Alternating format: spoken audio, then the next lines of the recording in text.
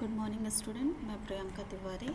आज आप लोग को एक्सेल के फॉर्मूला टैब के बारे में कुछ इन्फॉर्मेशन दूंगी। आप यहाँ पे देख सकते हैं, ये एक्सेल ओपन है आपका। यहाँ पर सबसे पहले मैं आपको बता दूं कि ये सारे टैब हैं, जिसमें से 4th नंबर पे है ये फॉर्मूला टैब। इसका मैं आपको इंट्रोडक्शन दूंगी।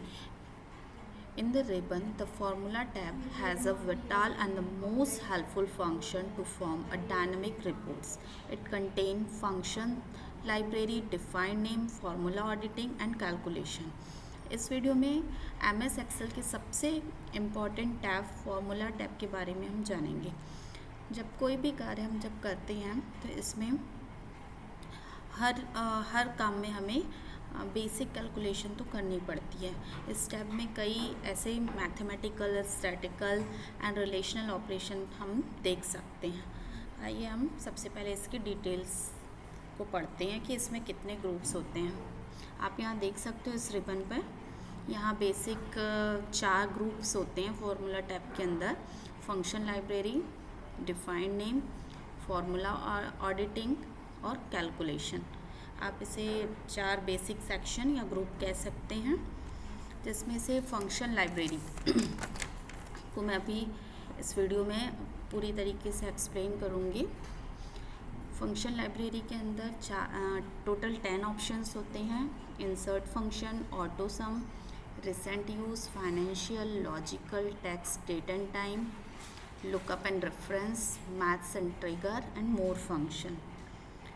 First of all we discuss insert function. इस ऑप्शन की हेल्प से हम किसी भी सेल में फॉर्मूला को सेलेक्ट कर एडिट कर सकते हैं। जब आप इंसर्ट फंक्शन पर क्लिक करते हैं तो एक डायलॉग बॉक्स होता है। यहाँ पे आप देख सकते हो, यहाँ मैंने एक एग्जांपल दिया हुआ है। इस एग्जांपल को डिस्कस करने से पहले आपको बता दूँ कि इंसर्ट फंक्शन का यूज़ कैसे करना है। इंसर्ट पे गए, आप देख सकते हो कि यहाँ पर क्या है, आपका एक डायलॉग बॉक्स ओपन हुआ है। यहाँ आप सेलेक्ट फंक्शन से कोई भी फंक्शन को सेलेक्ट कर सकते हो।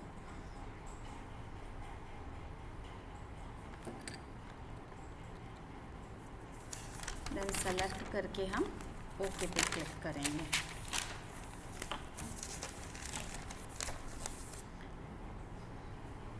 एक एग्जांपल के थ्रू इसको समझते हैं। सबसे पहले यहाँ एक टेबल है जिसमें कुछ स्टूडेंट्स के नाम दिए हुए हैं, कुछ सब्जेक्ट्स दिए हुए हैं और सबका टोटल करना है। हम इंसर्ट फंक्शन की हेल्प से टोटल कर सकते हैं। यहाँ पर गए और सम फंक्शन का यूज़ करेंगे। सम, ये आ गया सम पे क्लिक करके ओके किए। यहाँ पर आपको सेलेक्ट करना है रेंज, किस नंबर्स को आपको सम करना है। सपोज़ मैं हिंदी से साइंस तक के पूरे मार्क्स जो हैं, पूरे सब्जेक्ट के मार्क्स सम करना चाहती हूँ। ये सेलेक्ट हो गया। B4 से E4 तक, यहाँ आप देख सकते हैं B4 से E4 तक सेलेक्ट हो चुका है। Then okay. एक बार फिर से दूसरे में बताती हूँ। सुरेश के लिए हम यहाँ पर जहाँ पे हमें टोटल करना है उस सेल पर गए। देन उसके बाद इंसर्ट फंक्शन पे गए, सेलेक्ट फंक्शन से सम ऑप्शन पे चूज़ किए। जैसे ही हम चूज़ करेंगे अपना फंक्शन, उसके बाद यहाँ पर रेंज आपको चूज़ करना है। रेंज के लिए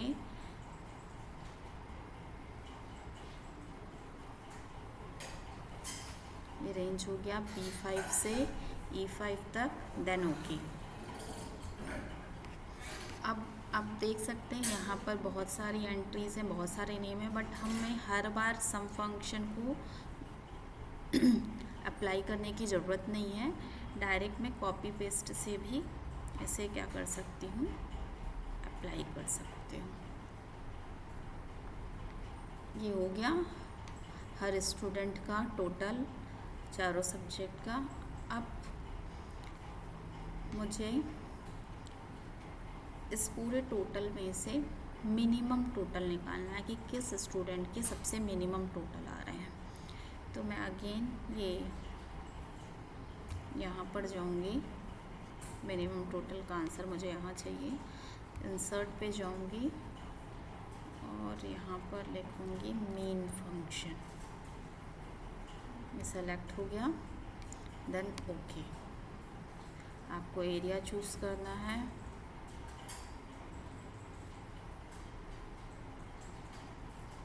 आ गया F3 से F9 के टोटल्स का मुझे मिनिमम चाहिए। आप देख सकते हो कि यहाँ पे सबसे मिनिमम वैल्यू क्या है, 254, ये हमारा आ गया। देन उसी तरीके से मैं मैक्स के लिए भी करूँगी, मैक्स पे गई, इंसर्ट फंक्शन पे गई, यहाँ पे चूज़ किया मैंने मैक्स, देन ये आ गया मैक्स, ओके। टोटल में से ही मैं मैक्सिमम नंबर फाइंड आउट करना चाहती हूँ, इसलिए मैंने टोटल को सेलेक्ट किया, देन ओके। आ गया मैक्सिमम नंबर 327 है। देन टोटल स्टूडेंट हमें काउंट करना है, फिर से इंसर्ट फंक्शन पे जाएंगे, काउंट फंक्शन,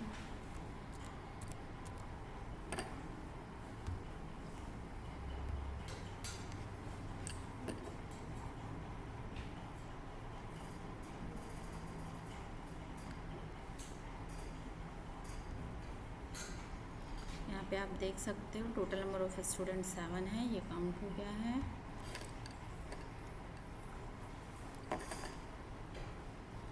देन एवरेज के लिए फिर से इंसर्ट,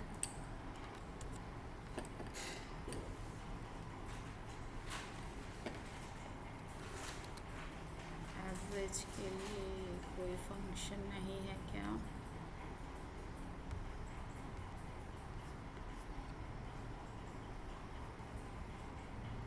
इस तरीके से आप देख सकते हो कि मैंने सम किया है minimum, max, count.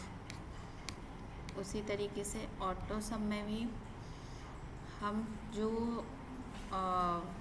Common operations होते हैं, जैसे सम करना, एवरेज फाइंड आउट करना, काउंट करना, मैक्स करना, मीन करना, और भी इसके अंदर बहुत सारे फंक्शन हैं। एवरेज हम यहाँ से करते हैं ऑटो सम से, वही वैसे ही करना है ऑटो सम से, बस इसमें जो कॉमन ऑप्शंस होते हैं वो डिफाइन होते हैं। एवरेज, एवरेज हमको किसका निकालना है, इसका, ये सेलेक्ट किया, देन ओके, ये एवरेज आ गया। सम भी वैसा ही आ जाएगा आपका,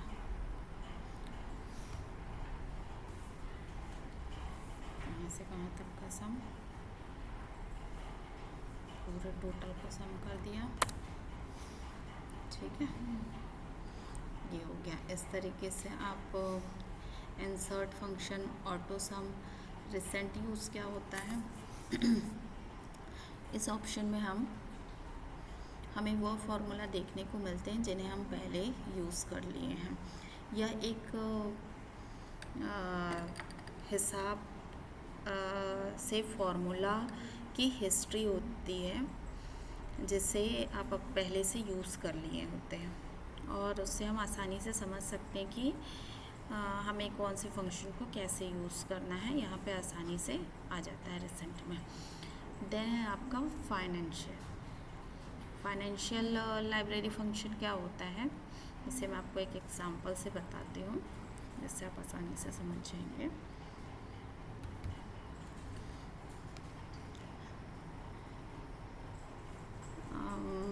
यहाँ पर एक लोन अमाउंट दिया हुआ है, इंटरेस्ट रेट है और लोन है का पीरियड है 2 मंथ का, इंटरेस्ट रेट है 8%, देन EMI। अब मुझे मंथली EMI निकालना है, तो ये मैं कैसे निकालूंगी, with the help of financial library from tab. यहाँ पर हम PMT फंक्शन का यूज़ करेंगे, PMT,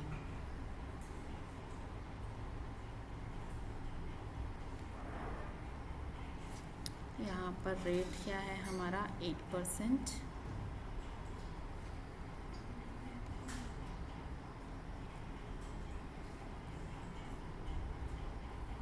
कितने मंथ में पटाना है ये?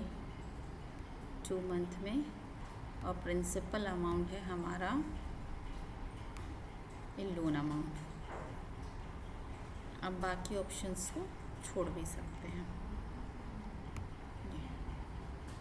आप देख सकते हो यहाँ पर आ गया है। इसे हम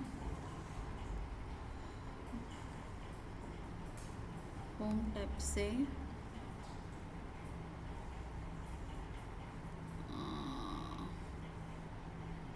ये डेसिमल को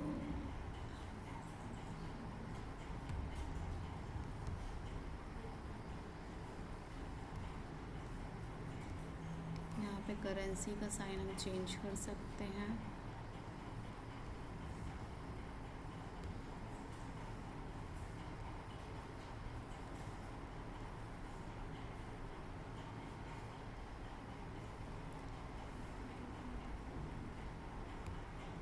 सिंबल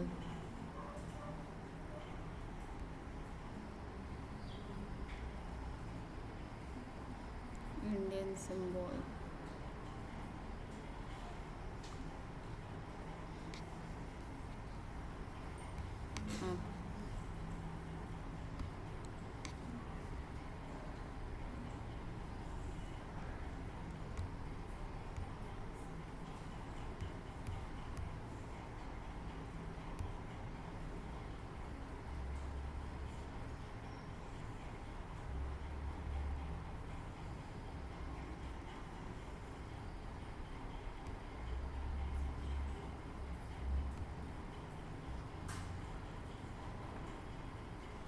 सिंबल में अभी देख रही हूँ इंडियन का INR लगा देते हैं।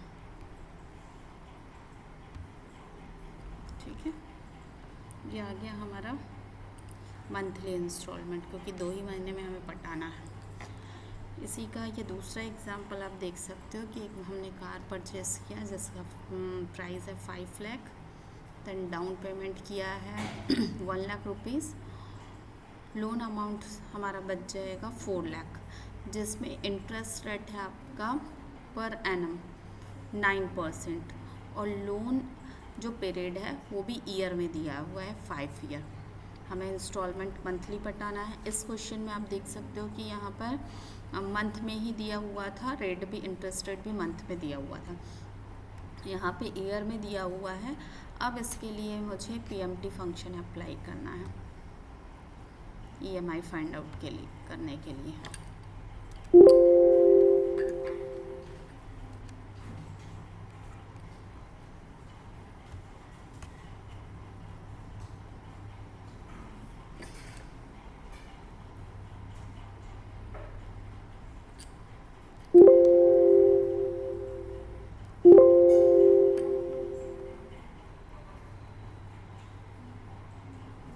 ये PMT फंक्शन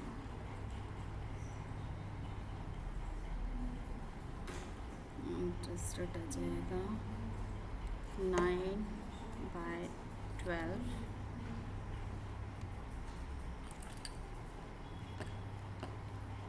ये आ जाएगा 5 × 12, क्योंकि मंथली इंस्टॉलमेंट में पटाना है। पीरियड हमारा 5 दिया हुआ है तो वो हम 12 से मल्टीप्लाई कर देंगे, और रेट दिया हुआ है पर ईयर के हिसाब से, इसलिए 12 से डिवाइड कर देंगे।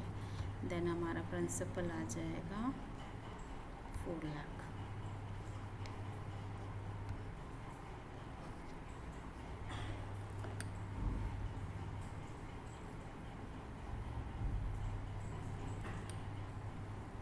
अब इस तरीके से देख सकते हैं कि हमारे मंथली EMI आ चुका है। और इसी तरीके से हम लॉजिकल फंक्शन, टेक्स्ट फंक्शंस और भी अदर फंक्शंस का यूज़ कर सकते हैं। Thank you.